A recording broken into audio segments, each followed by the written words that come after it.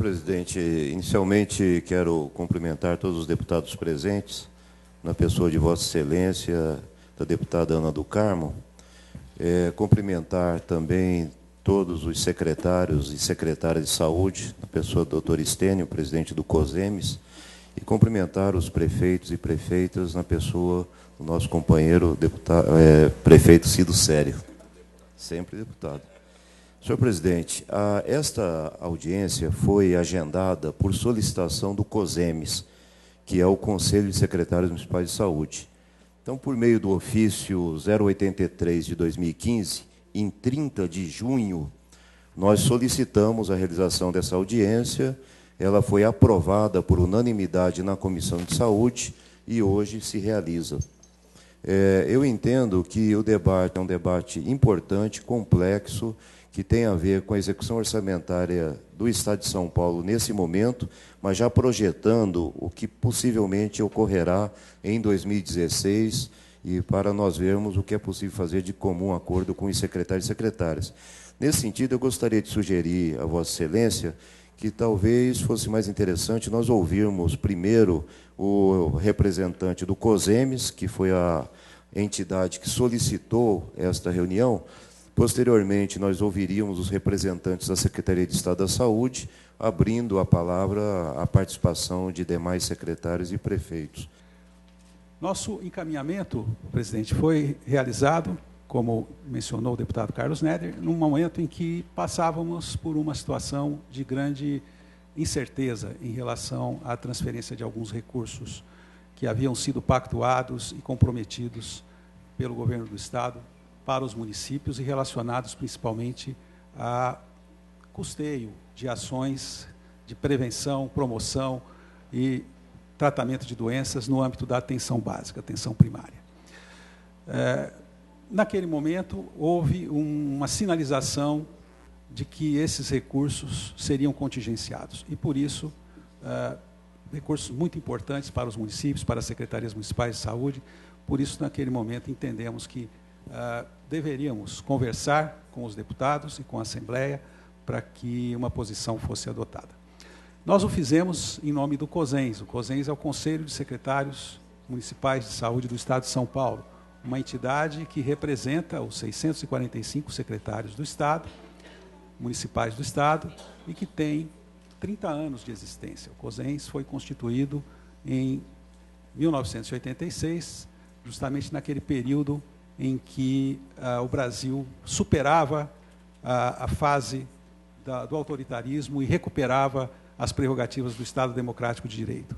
O COSEMES, então, surgiu como uma resposta da sociedade, de um segmento da sociedade, àquele momento histórico de reorganização e de reconquista de direitos.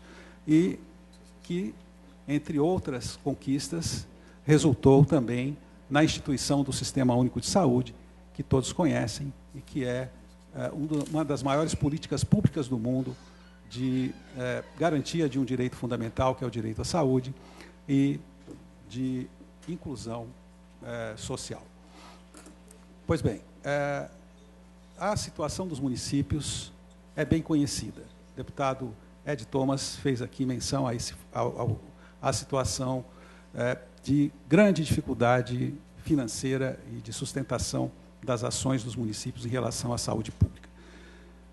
Todos sabem que as responsabilidades de sustentação são dos 3 entes federativos, União, Estados e municípios. Ocorre que nós temos um pacto interfederativo que é extremamente desfavorável aos municípios. Os municípios são, dos 3 entes, aqueles que têm o menor poder arrecadatório, enquanto que a União tem um poder muito grande na arrecadação de tributos e os estados também. Hoje, a União arrecada 60% dos tributos, do global dos tributos arrecadados no país, e contribui na sustentação do sistema público de saúde com 45%. Portanto, uma assimetria, não é, entre o que ela arrecada e o que ela destina à saúde pública. Além disso, nos últimos 15, 20 anos, nós assistimos uma diminuição proporcional da contribuição da União em relação à sustentação da saúde. Os estados principalmente o Estado de São Paulo, permaneceram num patamar estável, do ponto de vista proporcional, e os municípios tiveram um aumento de sua carga de sustentação dos serviços de saúde que praticamente dobrou. Ela é uma carga que estava abaixo de 20% há 15, 20 anos e que hoje está em torno de 30%. Ou seja, do global das despesas de saúde em todo o Brasil para a sustentação do SUS, a União entra com 45%, os municípios com 30% e o Estado de São Paulo, aqui no caso do Estado de São Paulo, com 25%. Então, temos uma assimetria muito grande. É preciso dizer muito claramente que os municípios, ao longo desse período, contribuíram de forma significativa para compensar o subfinanciamento, de tal forma que passaram de um percentual de menos de 20% para 30% hoje. E eles chegaram no seu limite, presidente. Não é possível mais aos municípios continuarem sustentando o subfinanciamento do SUS. Hoje, há municípios que gastam 30% ou mais de suas receitas líquidas com saúde. O mínimo constitucional para os municípios é de 15%, como todos sabem. É de 12% para o Estado, que gasta 12,5%, e para os municípios de 15%. Não há um município que consiga gastar apenas 15%. A média dos municípios do Brasil e do Estado de São Paulo está em torno de 24%, e há aqueles que gastam 30% ou mais. São despesas que praticamente inviabilizam outras políticas públicas e que apontam para esse limite de saturação a que me referi. Mas o fato é que nós temos um descumprimento e um desrespeito às pactuações e às relações interfederativas que se repete cotidianamente. Em relação ao Ministério da Saúde, esses fatos se traduzem num excesso de regramento. O Ministério estabelece regras e mantém determinadas fiscalizações sobre os municípios que são incompatíveis com a simetria e com o equilíbrio do relacionamento interfederativo. Muitas vezes, esse regramento e essa burocracia excessiva do Ministério funciona também como um verdadeiro mecanismo regulador de fluxo de financiamento e de recursos, uma vez que recursos já pactuados e já aprovados em todas as instâncias sofrem retardamento de repasse em razão de alegações burocráticas e de regramento excessivo. Em relação ao Estado, temos também situações dessa natureza. Tentativas, muitas vezes, de atitudes unilaterais da parte do Estado, deflagrando ações e procedimentos sem a necessária pactuação, e uma coisa que sobrecarrega por demais os municípios, que são os atrasos nos repasses, também das ações pactuadas com os entes municipais. Então, muitas linhas de ação e de financiamento que já estão totalmente consolidadas e que dependem de repasses regulares e periódicos, sofrem atrasos que são extremamente desgastantes, porque os municípios devem cumprir e devem exercer as suas obrigações com seus munícipes. As nossas propostas são, primeiro, a reformulação da política estadual de saúde, com a corresponsabilidade efetiva do Estado na gestão e no financiamento dos programas e ações de saúde. Nós entendemos que não se pode falar de financiamento e ficar aqui numa queixa constante de que o financiamento não é suficiente, sem falar também no aprimoramento da gestão. São ações que nós temos que fazer de forma combinada e complementar. Melhorar o financiamento e melhorar a gestão. Isso é essencial. E há muito o que fazer a esse respeito. Uma outra proposta é que o Estado dê prosseguimento ao que foi pactuado entre os municípios e o Estado há cerca de 4, 5 anos, que em relação ao piso de atenção básica estadual, que hoje é de R$ 3,00 por habitante por ano, mas que na época da pactuação inicial era projetado para chegar à metade do valor do piso de atenção básica nacional, que hoje é de R$ 24,00. Então, a proposta é que o piso de atenção básica estadual progrida gradualmente até o patamar de R$ 12,00 por habitante por ano, em valores de hoje. Além disso, propomos também que o Estado participe efetivamente do cofinanciamento de políticas públicas que são pactuadas pelos 3 entes federativos. É o caso, por exemplo, do SAMU.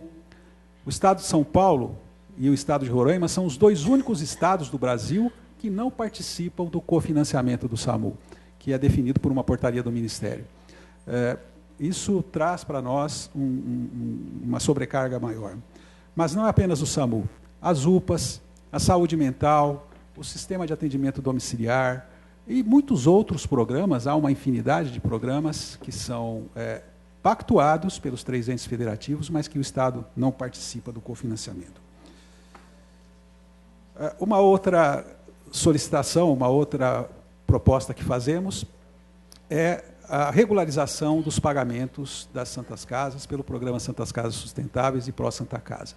São programas da maior importância, nós vimos aqui a situação de Cruzeiro trazido por sua prefeita, que não é única, não é isolada, como todos sabem.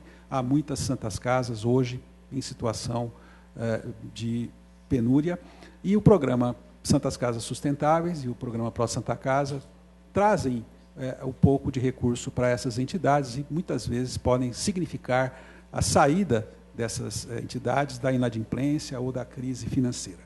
Mas esses programas também, infelizmente, sofreram atrasos de repasses importantes por vários meses, e isso provocou uma piora da situação das Santas Casas, que contavam com aqueles recursos e se viram, de repente, sem os aportes necessários. Além disso, propomos que o Estado adote o mínimo constitucional como mínimo e não como teto, e que passe gradualmente também dos atuais 12,5% gastos em relação à sua receita líquida para pelo menos 14%. Os municípios, eu disse, já gastam em média 24%, alguns 30%. O Estado precisa também entender que o mínimo constitucional não é um máximo, não é um teto, ele é um piso. A partir dali é possível avançar no financiamento. E é preciso que o governo defina prioridades. E nós entendemos que a saúde da população deve ser uma das principais prioridades de um governo. Temos também uma proposição, presidente, específica em relação à dengue. O senhor sabe, os deputados também têm conhecimento, de que o Estado de São Paulo viveu nos 2 últimos anos epidemias intensas de dengue. Esse último ano de 2014, 2015 foi excepcionalmente preocupante, com mais de 500 mil casos de dengue no Estado e com um grande número de óbitos também, mais de 400 óbitos. A dengue provoca, essa situação de epidemia provoca nos municípios um impacto financeiro imprevisto de grande magnitude. Vou mencionar o meu município, que é um município de 650 mil habitantes, um município de grande porte no Estado, e que, quando enfrenta uma epidemia, tem um gasto adicional de 10 a 12 milhões para a organização dos seus serviços, compra de insumos, compra de medicamentos, internações hospitalares, plantões de profissionais de saúde que precisamos mobilizar. Municípios menores têm um impacto proporcionalmente mais intenso. E os municípios têm bancado isso sozinhos, sem nenhuma ajuda, sem nenhum aporte da União e também sem nenhum aporte do Estado. Nossa proposta é que o Estado e a União passem a cofinanciar também esse impacto que é muito grande. Propomos também uma ampla repactuação das relações interfederativas. E aí eu acho que isso extrapola simplesmente a questão de saúde. Como eu disse inicialmente, os municípios têm uma relação muito assimétrica com os outros entes federativos a respeito do seu poder arrecadatório e das suas responsabilidades de execução das políticas públicas. São os que menos arrecadam e são os que mais devem arcar com as responsabilidades da execução das políticas públicas. Isso leva a uma inviabilização. O pacto interfederativo precisa ser revisto e precisa ser reequilibrado. E, por último, queria também, em nome do COSEMES, sugerir a instituição de uma Câmara mista formada por um representante da Comissão de Saúde da Assembleia, por um representante da Secretaria Estadual, por um representante do COSEMES, dos secretários municipais de saúde, para que acompanhem essas propostas aqui feitas e outras que eventualmente possam se acrescentar e produzam, então, relatórios a respeito da evolução. E, dentro dessa proposta, sugerir também, presidente, que possamos fazer reuniões como essa, com a Comissão de Saúde, representantes da Secretaria Estadual, representantes dos municípios e também do Ministério, deveríamos chamá-lo, reuniões periódicas a cada 6 meses ou a cada ano. O ideal seria a cada 6 meses, né, para que pudéssemos retomar esses assuntos, esses temas e avançar em todas essas repactuações. Agradeço muito a oportunidade e estou à disposição para o debate. Boa tarde a todos os presentes. Eu quero fazer um registro especial e cumprimentar o deputado Gil Lancastre, o deputado Carlos Neder, cumprimentar todos os prefeitos, secretários de saúde que estão aqui presentes, agradecer a oportunidade. E nós tínhamos preparado um material muito rápido, o presidente, nosso querido Estênio, já detalhou um pouquinho, mas acho que é válido a gente mostrar alguns dados muito rapidamente. Eu vou só salientar algumas coisas. Eu mesmo passo aqui, né? Aqui. Primeiro,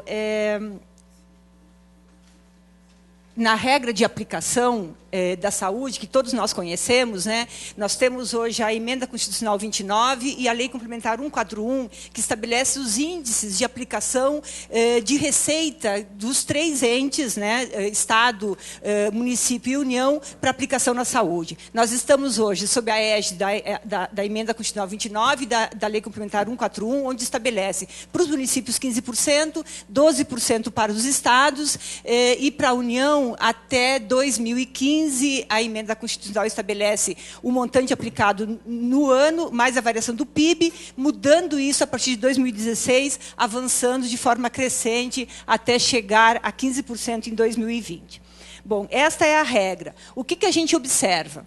A gente observa, como já foi mencionado pelo presidente, o doutor Estênio, que 23% da receita arrecadada dos municípios é o que os municípios têm aplicado, 23%.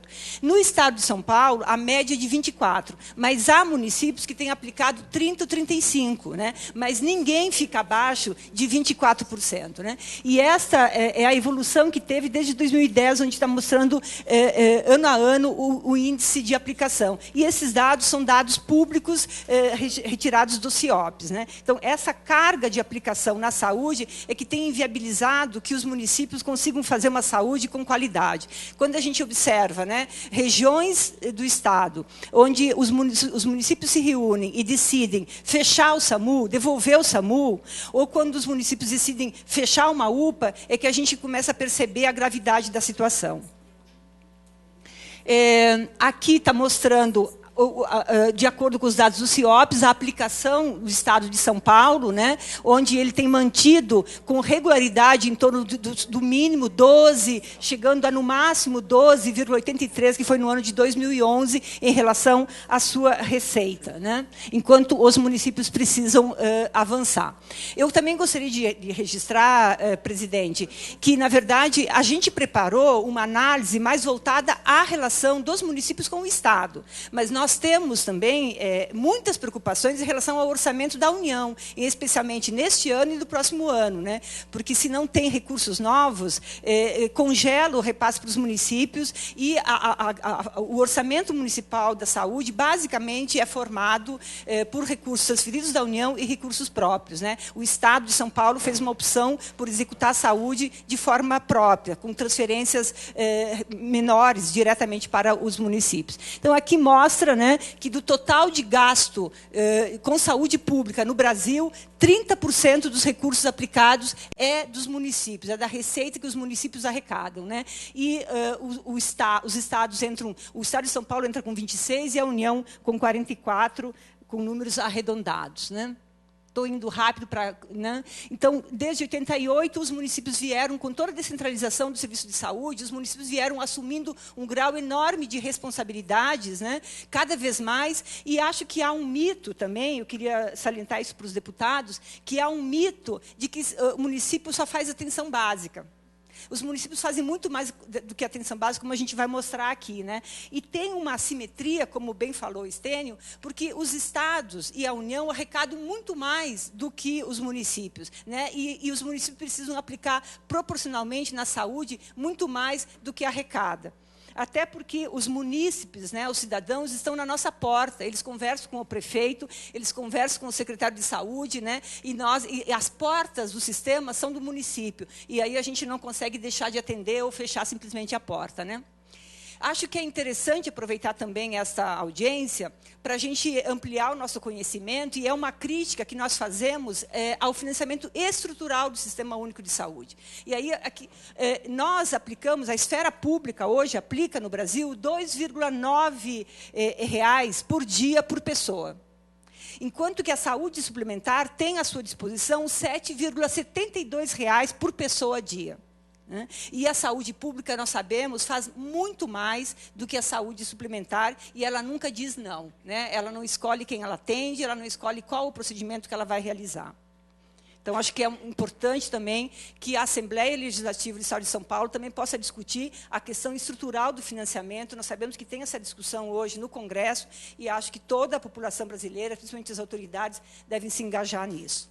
No Estado de São Paulo, então, aquilo que eu falava, os municípios não fazem só atenção básica. Os municípios fazem um conjunto de outras ações que vão da vigilância até SAMU, unidade de pronto atendimento, a saúde mental, e fazem também, boa parte deles já fazem média e alta complexidade. Na atenção básica, 61% da população paulista está coberta de acordo com os parâmetros estabelecidos e pactuados de forma tripartite. E isso é feito, basicamente, com recursos dos municípios. A atenção básica é o principal acesso à saúde, é responsável pelo acompanhamento das doenças crônicas, dos idosos, gestantes e crianças. Portanto, se a gente não fizer uma atenção básica com qualidade mínima, os nossos hospitais, as nossas urgências vão ficar ainda mais lotados do que eles são comumente.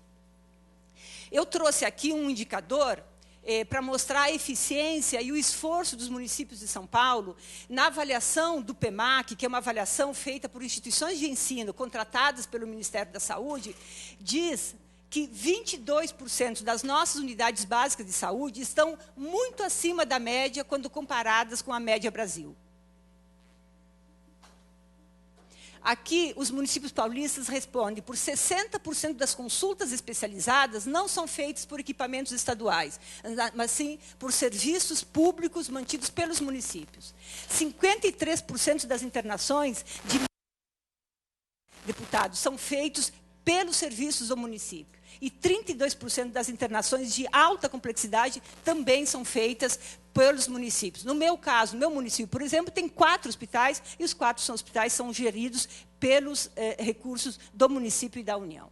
Então, está ali, eu só coloquei uma tabela, mas esses dados estão disponíveis no sistema de informações CIASUS, alimentados pelos gestores municipais e também estaduais.